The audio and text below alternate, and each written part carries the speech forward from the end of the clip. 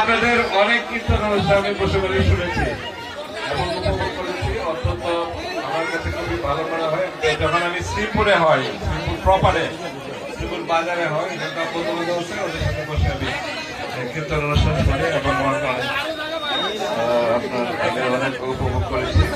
তো আমি কিছু কথা বলতে চাই। আপনারা এখানে যারা হিন্দু ধর্মাবলম্বীরা আছেন, সনাতন ধর্মাবলম্বী, আপনাদের নিজেদেরকে কখনো কোনো অবস্থাতেই দুর্বল ভাববেন না, সংখ্যালঘু ভাববেন না। আপনারা মূল জনগোষ্ঠীর আমরা একত্রে বসবাস করব।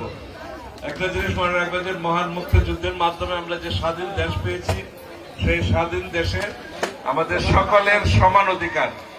যে যাই বলুন বা যে যা করতে চায় এগুলি আপনার কোনো গুরুত্ব নাই। আমি ব্যক্তিগতভাবে দল, মত, ধর্ম, বর্ণ নির্বিশেষে সবাই একত্রে বসবাস করতে চাই স্বাধীন দেশে। এবং আমি বিশ্বাস করি যে আগামী দিনে একটা সুন্দর বাংলাদেশ আমরা গড়ব, যেখানে সবাই মিলেমিশে একত্রে থাকবো।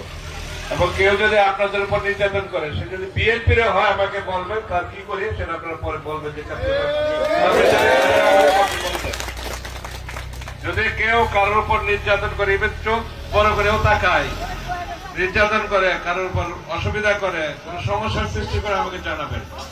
এবং সে বিএনপির হলে জানাবেন, সেও রক্ষা পাবে না। ঠিক আছে, আপনাদের ধন্যবাদ জানাই। আমি চাই যে আমাদের এই এলাকাটা সন্ত্রাস মুক্ত হোক, মাদক মুক্ত হোক এবং দুর্নীতি মুক্ত এলাকা করতে চাই। শুধু যদি আমি দুর্নীতি মুক্ত এলাকা করি, যে উন্নয়ন হবে আর আপনার কোনো অন্য কিছু লাগবে না। কারণ উন্নয়নের টাকা দুর্নীতিবাজদের, অর্ধেকের বেশি দুর্নীতিবাজদের পেটে চলে যায়। কাজে দুর্নীতি বন্ধ করতে হবে, সন্ত্রাস বন্ধ করতে হবে, তাহলে দেশের শান্তি থাকবে, এলাকায় শান্তি থাকবে।